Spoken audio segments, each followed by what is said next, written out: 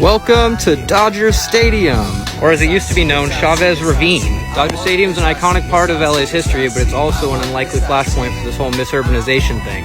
Back in the 1950s, Chavez Ravine was home to thousands of Mexican-American families, many of whom had been pushed out of the rest of the city by housing covenants and racial segregation. The city decided this would be a great spot for a new public housing project, so they bought up all the houses using federal money, and then they kicked out all the current residents, by force if necessary.